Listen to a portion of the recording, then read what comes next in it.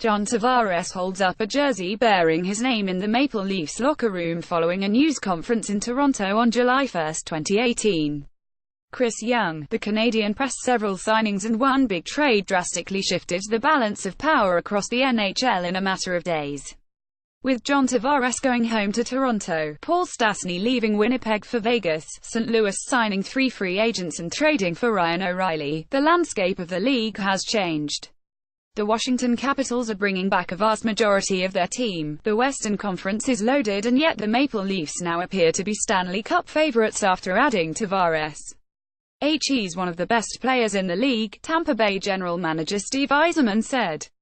And I think it's obvious to say that Toronto is a better team today with that acquisition. Story continues below. Advertisement. Tavares' decision to leave the New York Islanders knocks them out of contender status and puts a whole lot of pressure on coach Mike Babcock's Maple Leafs to make a deep playoff run. Losing out on Tavares despite reportedly offering more money than the Maple Leafs, $77 million over 11 years, kept the Sharks from moving into front-runner status in the West, but they may not be done yet. We pride ourselves on being able to take a swing on difference-makers like this, San Jose GM Doug Wilson said. John was the one that we wanted to swing at.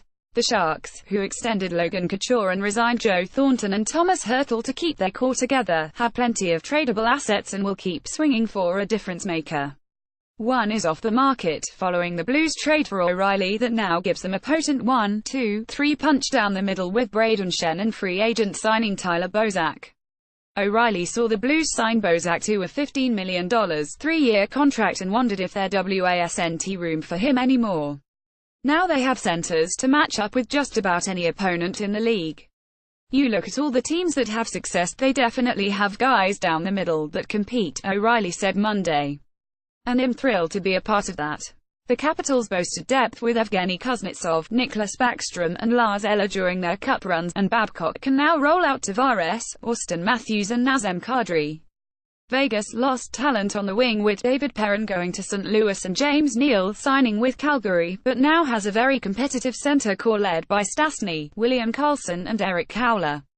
We do like having centers, Golden Knights GM George McPhee said.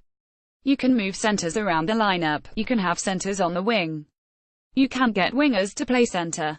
Story continues below. Advertisement. Here's a look at where a few more teams stand early in the preparations for the 2018-19. Got what they need. Lightning. Signing Tavares would have been a luxury and might have necessitated a roster makeover just to fit him under the salary cap.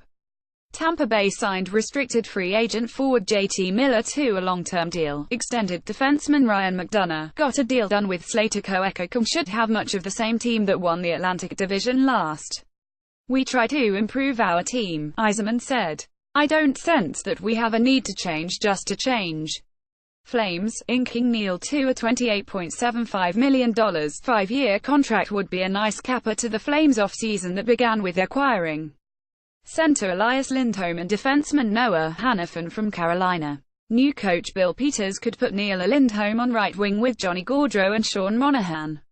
GM Brad Treliving's final tasks this offseason are to find a backup goaltender to Mike Smith and sign restricted free agents Lindholm and Hanifin to new contracts. Kings, long-term, signing franchise defenseman Drew Doughty to an $88 million, 8-year extension is the most important thing Los Angeles did. In the shorter term, it also won the competition for returning Russian winger Ilya Kovalchuk, who GM Rob Blake believes can play with either top-6 center, Ans Kopitar or Jeff Carter, and produce at age 35. Story continues below. Advertisement. That scoring-type winger was something that we needed to add, Blake said. Where he plays on the power play and the way he scores goals with his shot I think is something we've coveted or looked for. Work left to do. Senators. They traded Mike Hoffman, bought out Alexandra Burrows but still have at least one big problem with the future of Norris Trophy-winning defenseman Erik Karlsson. The Senators have reportedly given Karlsson's camp permission to speak with other teams about a contract, which is expected to look a whole lot like Doughty's deal, which would open a door to Ottawa trading its captain rather than losing him for nothing like the Islanders did when Tavares would sign early. We start October 4th, GM Pierre Dorion said Sunday in Ottawa. We've got lots of time. Oilers, Connor McDavid won the scoring title and the Ted Lindsay Award as the player's choice for most outstanding player, and yet Edmonton missed the playoffs by 17 points. GM Peter Chiarelli publicly dangled the 10th pick in the draft to try to get an offensive defenseman and hasn't been able to acquire one yet. Meanwhile, left-wing Milan Lucic is 30, coming off a 34-point today and still has 5 years left on his contract at a $6 million annual cap hit.